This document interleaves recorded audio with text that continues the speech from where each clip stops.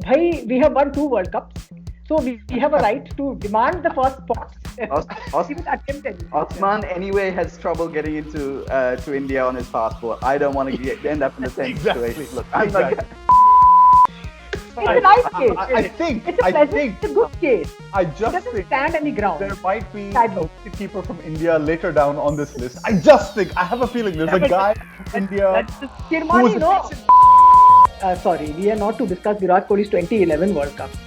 he can give the post-match quotes. Though. I started this conversation by saying we will not talk about Virat Kohli.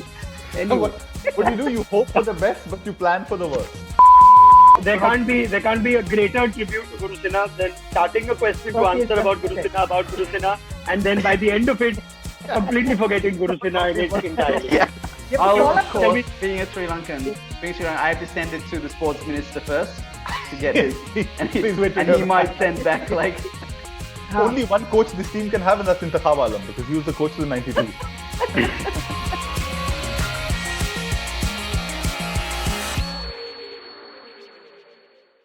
So this is the first episode of a new series on ESPN Cricinfo. We're calling it Dream Team. We're going to try and build our fantasy Dream 11s with some of our in-house talent. So Osman Samiuddin joins us from London, Andrew Fernando from Sri Lanka, Sharda Ogra from Bangalore. Welcome everybody. Hope everyone's safe, doing well. We're very much in-house. I don't know about the talent bit, but very much in-house. Yeah, it's the most affordable talent you can find at this point. That is the correct qualification. Are you saying cheap, Raunak? Are you calling us cheap? Free, essentially. These times have put in perspective what is cheap and what isn't, Shaida. But no, I must confess that if we were building a dream team of writers, all three of you would walk in. But no one cares about a dream team of writers. So, nobody cares. Absolutely nobody. What people do care about is when it comes to making Dream 11s, especially when the Asian sides are involved. So the first episode today is going to be about building the ideal 11 or the Dream 11 from the 4 Asian teams that won the World Cup. So we're obviously talking about India 83 and 2011, Pakistan 92, and Sri Lanka 96. So you guys have had some time to think about this. Even if you haven't, just spit out whatever comes to mind first. And I'll just lay down some criteria first on. We're only looking at performance in that respective World Cup, right? So keep that at the back of your mind, and all our viewers also keep that at the back of your mind when we actually think about this. Now, I want to ask you guys if there are any first thoughts that come to mind. The first thought that came to me was we should not be including 83 in this because it's just unfair. And it's so hard to compare that with 92, 96, 2011. But if anyone chooses to disagree, put your hand up. Shada. Because 83 was when everything sort of began, So it's like literally AD of modern cricket. Because India became crazy after they won, after 83 happened. All of us became super fans of cricket after it happened. So I feel 83 should be there.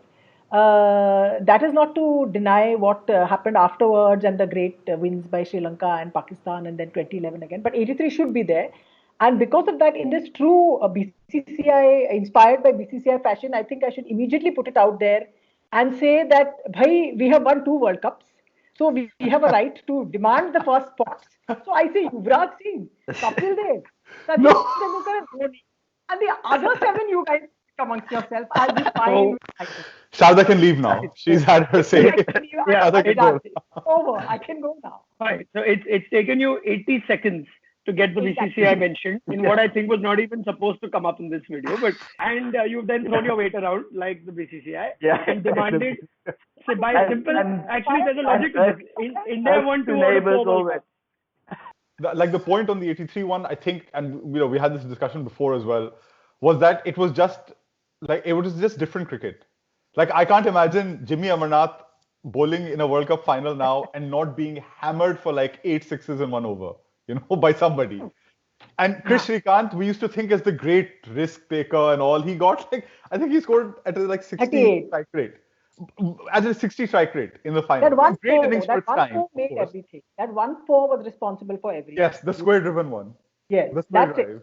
That's when India won the World Cup. That was the victory. At that point.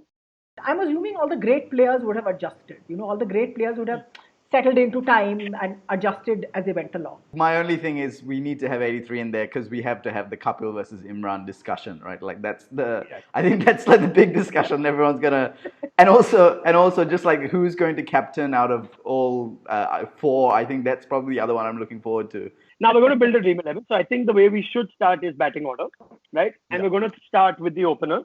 I will throw in contenders purely on the basis of numbers. Osman already mentioned Shrikant, who was considered a revolutionary batsman in his time. But in the 83 World Cup itself, an average of just 19 and a half and 156 runs in 8 innings, strike rate of 61. But that's quite Ramesh right. Raja and Amir Sohail both feature in the shortlist.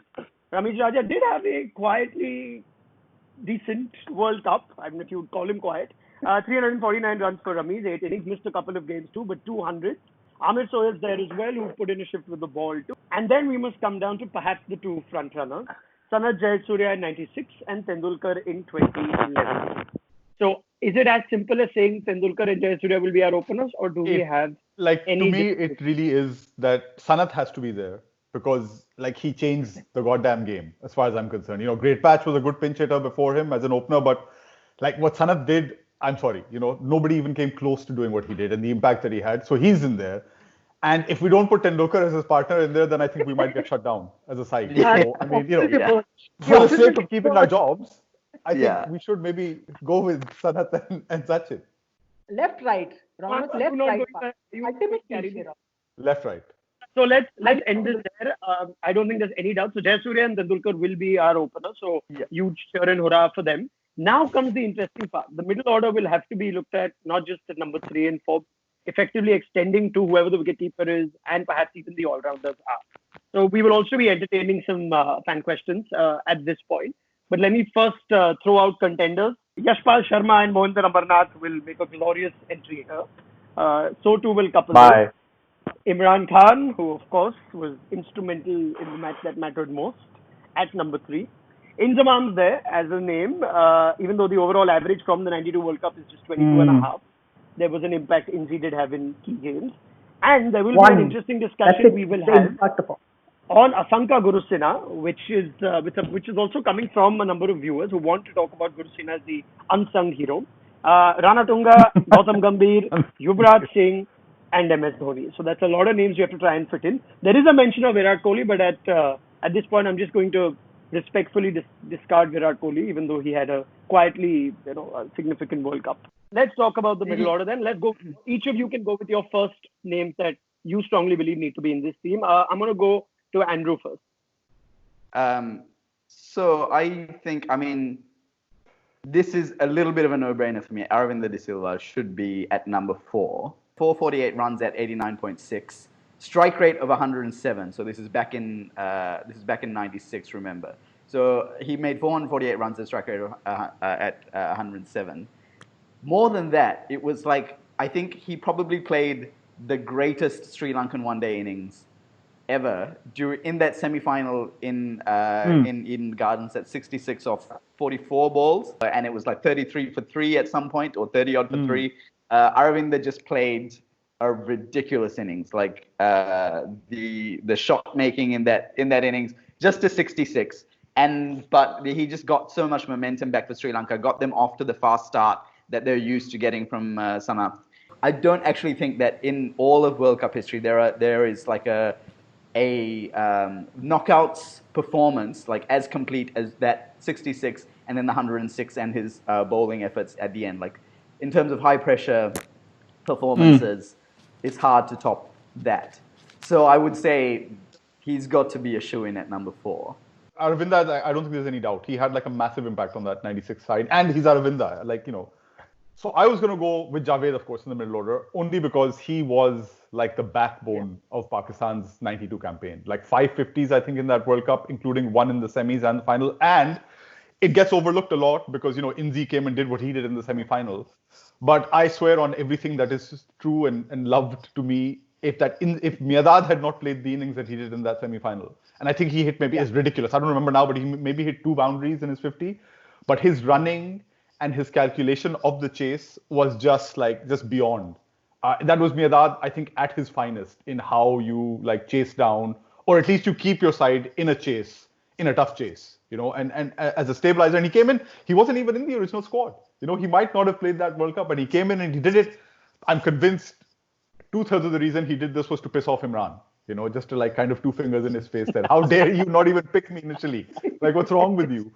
So now, is there a case to be made for Gambhir ahead of Mihandad? Are you going to compare Gambhir's sort of game sense to Javed Miandad's and his sense of alertness? You can't. Maybe it's nostalgia kicking in or whatever it is, and the Gambhir innings in the final was superb. But Javed Miandad could do this, wake him up and say, there is crisis, boss, fix it, and he'll fix it. At this point, I'll bring in some questions. Sumant wants to know, wants us to discuss Guru Sinha, who is an unsung hero. And if we are discussing someone like Guru Sinha who may not make it, this is exactly where we discuss him. So I'll give it to you, Fidel, just Guru Sinha and how he's tend to be forgotten. Just imagine a top order that has like Kalu, Sanath, who are both like out there to smash it, right? Aravinda, who doesn't really get told what to do. He's like, people kind of stay out of his way. But whose natural inclination is to go out and like be super aggressive, and then you have Arjuna at number 5, who was also at this stage of his career like quite an aggressive batsman. So Guru Singha was the guy who's just there to like stick around, take all the body blows, just work around all these top order batsmen. He did the job beautifully. It was his partnership with Aravind in the final. I think it was worth over 100. Also, my favorite Guru Singha memory from that World Cup was the semi-final, right? They won the semi-final at Eden Gardens because India ended up having to forfeit, obviously. And the team went out onto the field and they were picking up stumps. And Sanath went up and picked up 2 stumps, I think. One to give, I think he was planning to give one to Roshan Mahanama, is what he's saying. And Guru Singha, like Sanath is very much a junior in the team. Guru Singha is like a senior. And there's a fantastic clip on YouTube if people want to look it up. But Guru Singha basically goes up, grabs the stump of Sanath, and threatens to beat him with it for daring to take 2 stumps for himself. We've got Sachin and Surya at the top. You have a pen and a paper, Osman? I'm writing down. I want to make sure. This is accountability. This is a selectors meeting. I'm taking it seriously. What's wrong with you? Do you think selectors come in without pen and paper, I just want chai, biscuits. That's what I want. And my per diem. I want my per diem. I've it right here. It's being as we speak. Okay, so Javed is 3. Okay, I'm just warning us in advance that if this team goes belly up, Javed will be the first to complain that, look, they played me at 3. I don't play at 3 all my life. I played at 4 and 5, and now they're playing me at 3. It's a different batsman who needs to play at 3. I'm more senior to Aravinda. How come he didn't play at 3? Right. I'm just saying. Right. I'm just saying.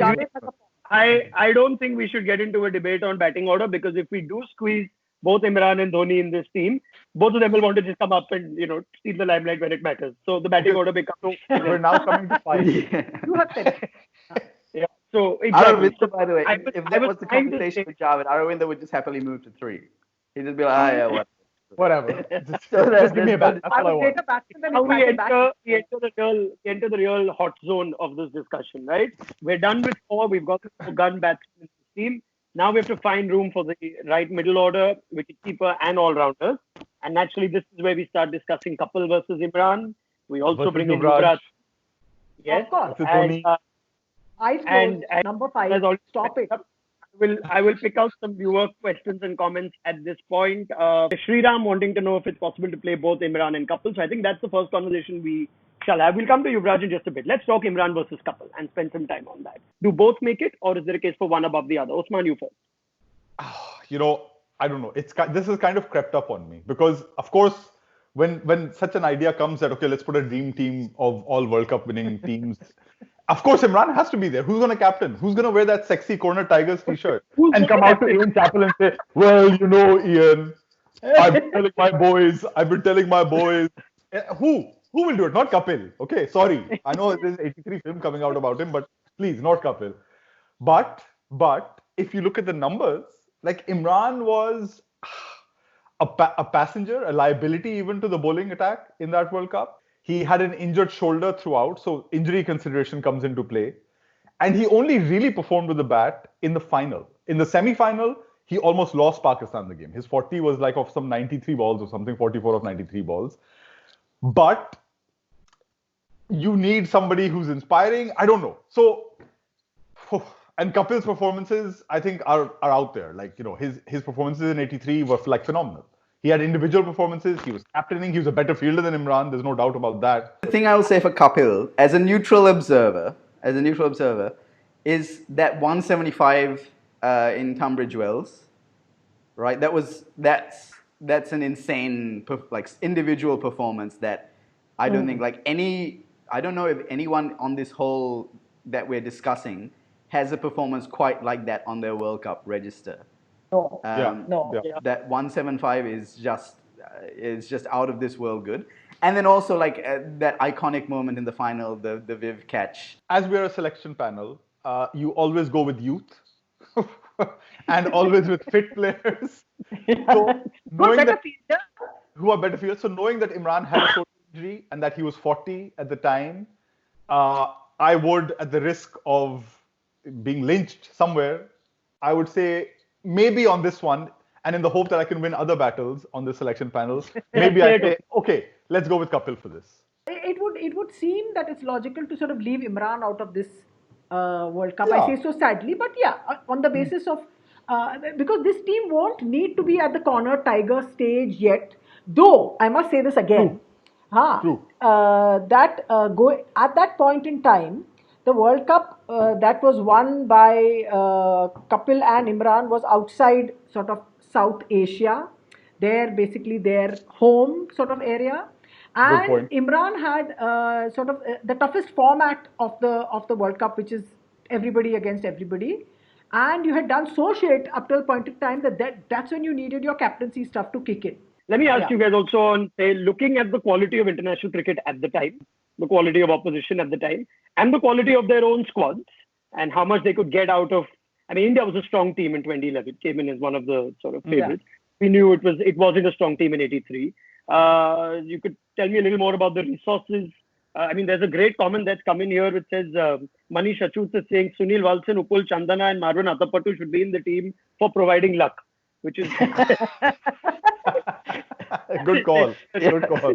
a reflection of getting 12, 13, more out of limited resources. Fidel's mentioned that Arjuna didn't have the best bowling attack. So if we are going to have a nice objective chat on who was the more inspirational leader, who had the greater impact, who got the most out of their team, where do we go? Before that, Can I? Are you guys ready for my Arjuna Ranthanga treatise? we're This is going to be. with Kapil. Yeah, strap in. All right. So you just have to understand where Sri Lankan cricket was at the time. Sri Lankan cricket, the cricket board had less than $5,000 in its coffers at the time, right? They would go basically like when they went on tours, they would go and go to like the diaspora. Like if they went on Australian tour, they'd go to Australian diaspora and basically beg them for money for like to keep the players in hotels and stuff. Like this is where Sri Lankan cricket was at the time. They were like outsiders to a state, like to an unbelievable extent at that point. I know we say Kapil's team was 66-1 outsiders, but Sri Lanka were just not on the radar of anybody. Yeah. So to turn that team into a World Cup winning team where they won all the matches that they had to play and they won them all comfortably, and they did it with this kind of strategy that was completely innovative and changed the game, as Osman alluded to a little bit earlier. And that he got the best out of all of his players. Murali at the time wasn't a great spinner. Like I think he had like 35, 36 games ODIs on his record. Vas was a good bowler, so he used Vas intelligently. But beyond those two, he had really no great bowling resources, and he had some batting resources, but nothing that was like, these were batsmen who became great. Aravinda was only like the really great batsman on that list already. Everyone else became great later on. No team had won. By the way, no team had won chasing in a World Cup final before Sri Lanka. But Sri Lanka just knew that and in fact Imran Khan. So Sri Lanka and Pakistan kind of colluded together during that final. Pakistan, I think Ramiz Raja was involved in this conversation with Arjuna, where they basically, because Ramiz was like a Lahore veteran at the time, where they were Ramiz basically like, what kind of pitch do you guys want? And Ranatunga was like, yeah, this is what we want. And then that's what they got. So there was a loading of the dice in this World Cup that wouldn't have been there for 83 or 92. Imran apparently was really against Ranatunga's idea that he wanted to chase, because it's just too high pressure. in a World Cup final. And obviously, they had proved that in '92 with their the way that Pakistan had won it. But Arjuna was just like the amount of like calm and confidence that he personally spread through that dressing room. I don't think anyone else really believed that they could win apart from Arjuna, and Arjuna believed it enough for all 11 or 13 of them. And then they eventually, once they got to the semis, that's when the like actual belief started to spread. Because for a team that had never been to a knockouts before, to dream of winning the World Cup was just insane. So that I think is like the genius of Arjuna, and I don't think that anyone else, like I don't think Imran could have done for Sri Lanka or Kapil could have done to Sri Lanka what Arjuna did then. But I then don't also know whether what Arjuna did for Sri Lanka can be translated into other World Cups and into other, because it was so specific and so so unique, the situation that he had to deal with. There's one easier reason to have him as captain. I think he should be, because Imran came into '92 with one of the best sides in the world at that time anyway. Pakistan's record in the run-up to '92 was phenomenal. They had a bad start in the tournament, but they were a strongly fancied side. They had a good attack. They had some decent, veteran players. So Imran had a better team to play with when he came into '92. And aside from Fidel confirming that Rambo's actually won 2 World Cups, not just one, because him who told Sri Lanka what to do and sorted out the pitch for them. But no, I think also in a team of Indian and Pakistani players, it would be brilliant and so much easier to have a Sri Lankan as captain. It would be so much easier. Great point.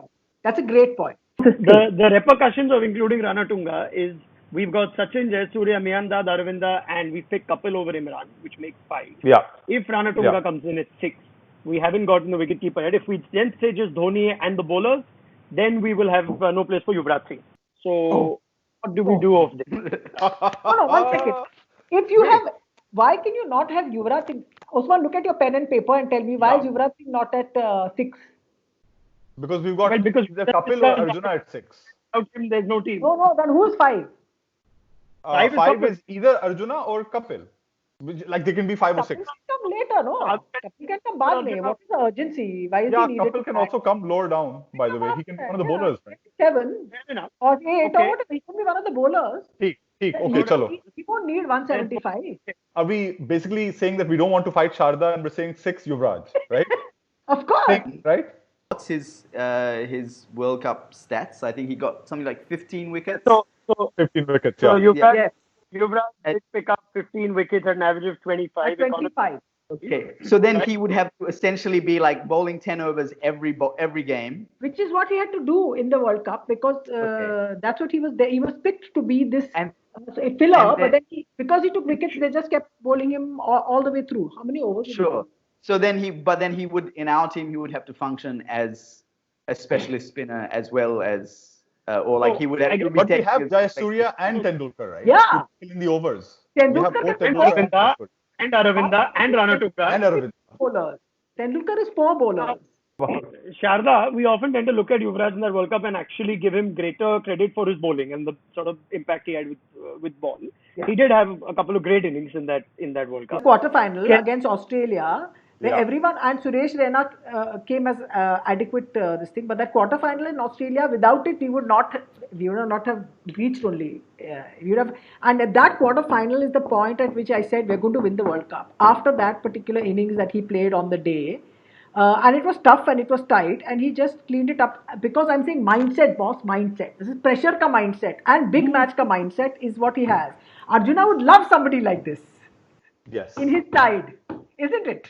Yeah, no, that's true. Osman and both agree that we need Yuvraj Singh, the batsman as well. Can we shelve this? Can we shelve this and work out what our attack is, and then come back to Yuvraj? Yeah. Fine, but we all are in agreement for Dhoni. Yeah. Yes, I think so. Yeah. He's the vice captain also. He's the vice captain. Also probably the best wicket keeper of all 4 sides as well. Like as much as I love Kalou, and I obviously made my case, but I think in terms of like the person that I want behind the stumps, it's Dhoni. Let's follow the bowling. I actually think the bowling shouldn't trigger so much debate, but I could be wrong. Let's see what you guys make of it. Let's talk seamers. Okay, anyone that automatically commands a place in this team. Wasim Akram automatically earns a place in any team in the world. There's no. Yeah. So I think we play him at 9 because he could bat as well. Okay. Yeah. All right. Who else? Anyone wants to throw in the name and say, "Yep, this guy has to be here"? Does Zahir Khan command the same demand? I would make I a would case for say- Zahir. I think so. Yeah, I would say Yeah. Zahir for 2011 for sure. Yeah, but yeah. we've And got but two right left-arm down seniors now. Yeah, but bat him as a right down. Zahir Khan's batting is not to be. He has Yeah, moments. so Zahir but is like 11. Zahir is 11. Safety. Yeah. Safety. Yeah. Would be a Okay, so now shame we've if got- this team Nobody argue with the that top order we've had Zahir Khan batting at all.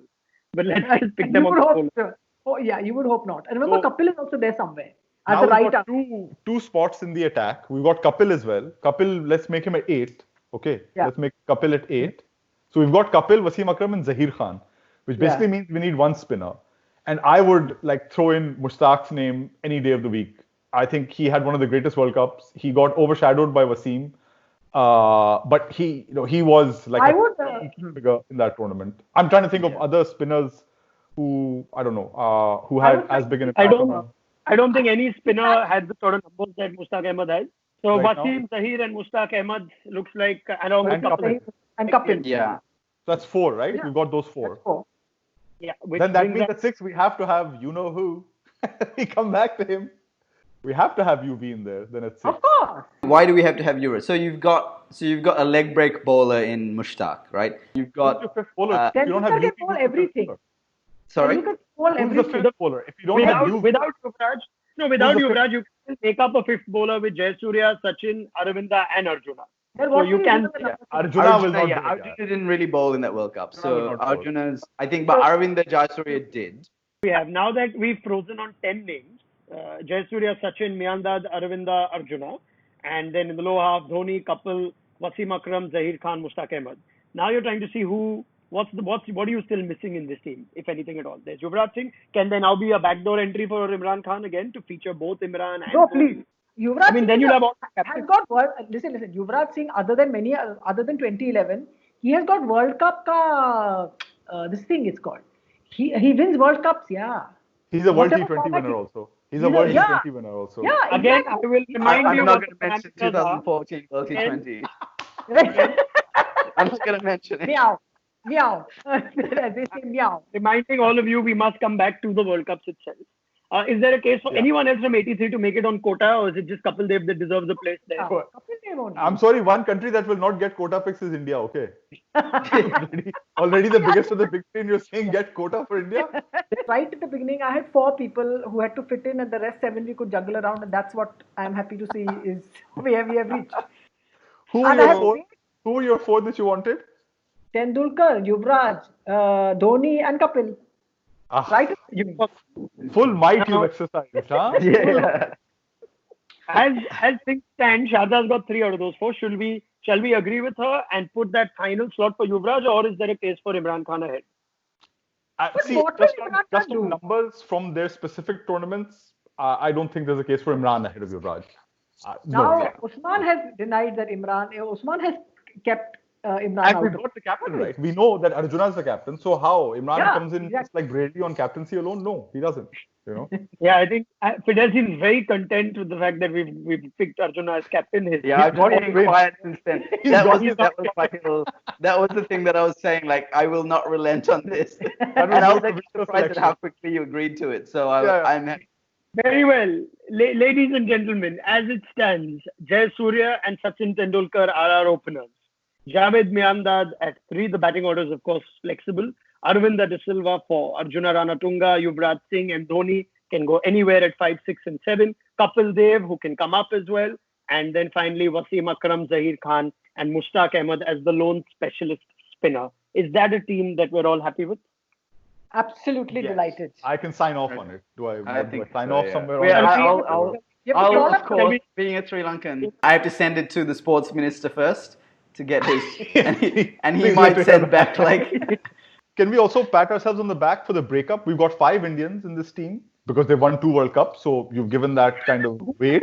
yeah. And 3 Pakistani and 3 Sri Lankan. That's pretty even, I Oh, think. Zahir, fantastic. Yeah, that's not a bad spread. That's not a bad spread, I think. Yeah, it'll also ensure decent viewership on this video And whenever. not the Yes. attack.